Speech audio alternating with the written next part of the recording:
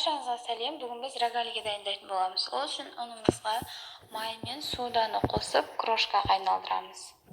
Енді бұны бөлек қойып, бөлек ыдысқа қант, жұмыртқаның сарысы және де қаймақ қосамыз.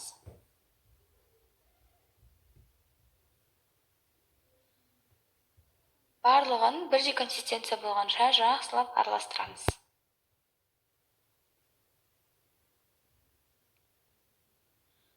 Осындай бірдей консистенция болады.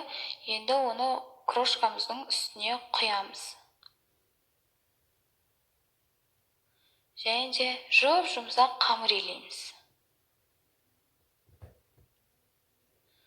Қамырымыз дайын. Енді оны салафанға салып, холодильникке 20 минутқа салып қоямыз.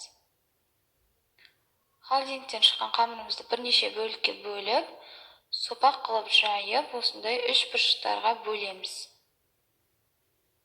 Және де начинкасында менде творог.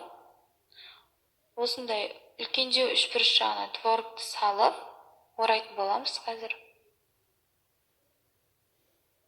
Міне, осылай шет-шеттерін бір жабыстырып жібереміз, себебі сүзбенің суы сыртына шығып кетпеу керек. Және де осындай рогалиге қылып орап шығамыз. 180 градуста піскенше, дайын болғанша пісіреміз. Пісті, ас болсын.